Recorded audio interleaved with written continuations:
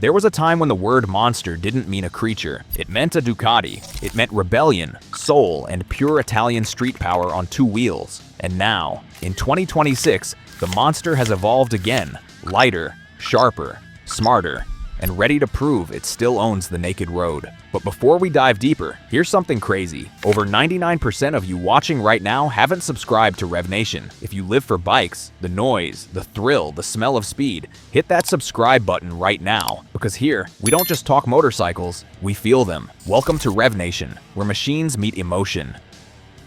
For more than 3 decades, the Monster has been Ducati's wild child. Born in 1993 from the mind of Miguel Galusi, it was never about perfection.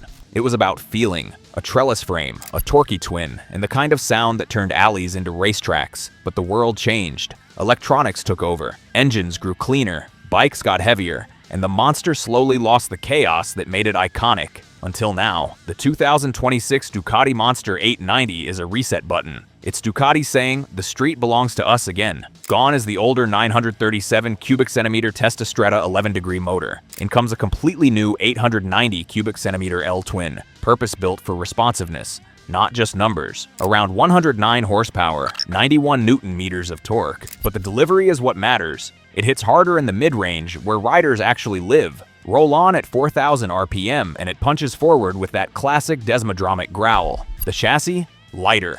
The aluminum front frame borrowed from the Panigale, refined for agility. New subframe geometry reduces flex. Ducati engineers trimmed grams everywhere. Swing arm, wheels, radiator mounts. Total weight now hovers near 180 kilos dry. That's proper Street Fighter numbers. And then there's the electronics. A 6-axis IMU. Cornering ABS, slide control, wheelie control, launch control. 3 ride modes, sport, urban, and touring, each more customizable than before.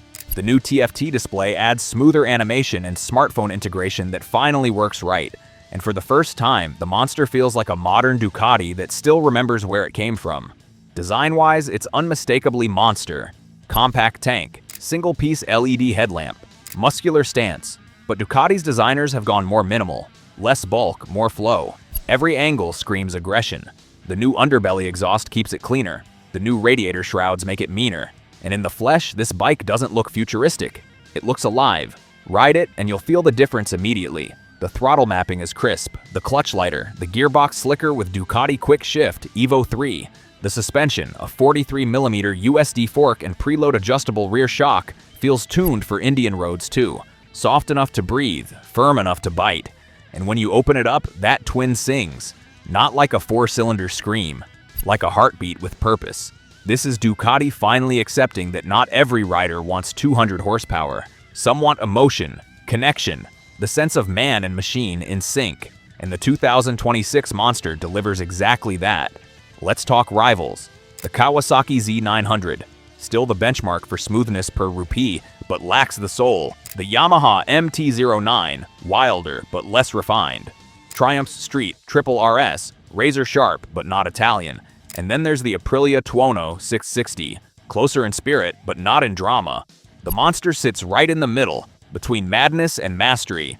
It's the sweet spot for riders who want premium but usable, exotic but everyday. Now for the numbers that matter. Launch expected mid-2026 in Europe, followed by a late 2026 India debut. Pricing expected around 13 to 14 lakh ex-showroom, placing it just below the Street Fighter V, 2 and a step above the Z900 SE. That's a bold position, right in the heart of India's growing premium naked market.